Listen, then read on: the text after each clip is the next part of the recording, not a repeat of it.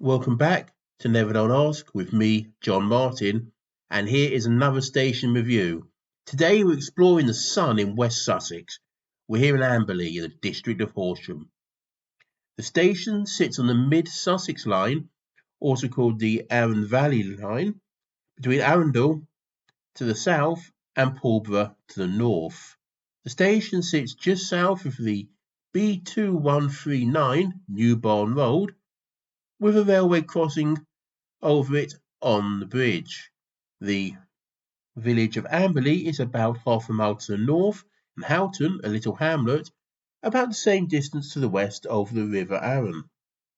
The line through here was opened by the London, Brighton and South Coast Railway in August 1863, the last of three sections of the line giving the railway a through route to Portsmouth.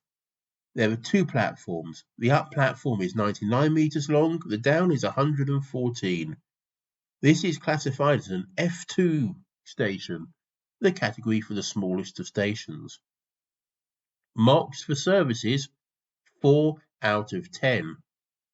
During most of the week, there is a half-hourly service to Amberley in each direction.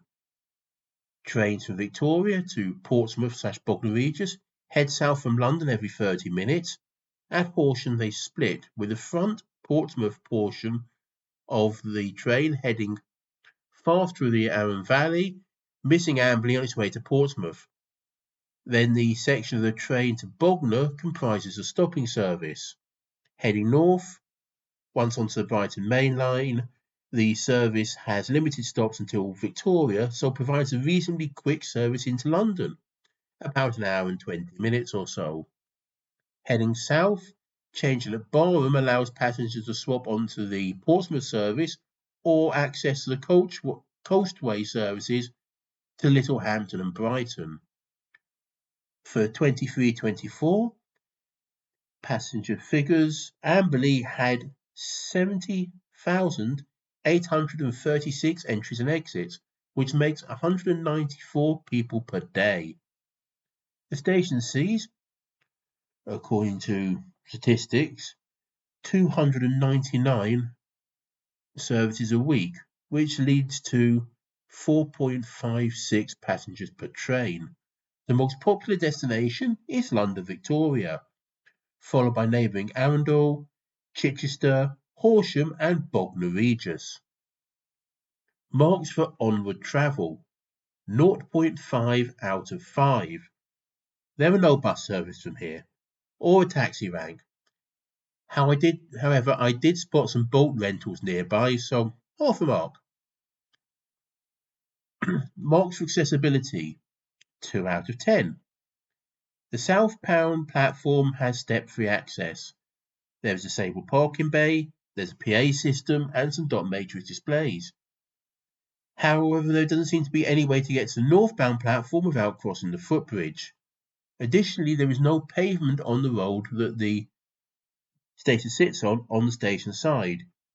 You have to cross the road at the station approach, and despite being a B road, this is a very busy road.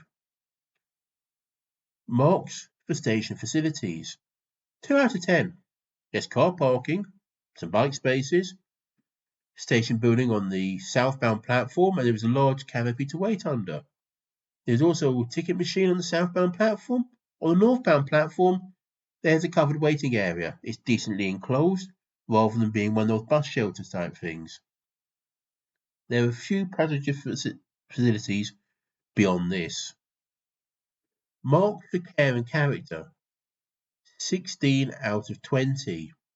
I visited on a summer day, and as I filmed my train leaving towards London, the Bognor train arrived, which I'd assume I would have missed anyway. The choice was run for that or wait an extra half hour. Part of the aim of this series is not to tick off stations, but to actually explore them a bit, and on a sunny day, there are many worse places to wait for 30 minutes than this station. Unless you have hay fever, because there are a lot of flowers around, which is a sign a lot of care is taken of this station. In the shelter, there's plenty of local information boards, including routes for walks. The station buildings and canopies are lovely examples of London, Brighton and South Coast rural stations. Marks for nearby things, 7 out of 10. 7 is a pretty high mark for a station basically in the middle of nowhere. This mainly comes from the Amberley Working Museum over the other side of the car park. The museum explores the local area's industrial past, mainly the chalk mine. The museum has its own vintage bus collection and narrow gauge railway. For James Bond fans, the quarry tunnel here played a part of a Californian mine in View to a Kill, where Grace Jones pushes a minecart of explosives out of a tunnel. That's worth some marks on its own. The River Arun runs near the station. There is a tea room and a pub overlooking the river near the station. Amberley Village itself is half a mile to the north. Overall, this station gets 31.5 marks out of 65, which gives it 48.6% overall. Yes, less than half marks, but that comes from the limited accessibility, the basic facilities you expect from a small rural station, and the lack of onward travel options. I do hope you've enjoyed our quick visit to this delightful part of the country, and subscribe, and I'll see you back here for another station review very soon.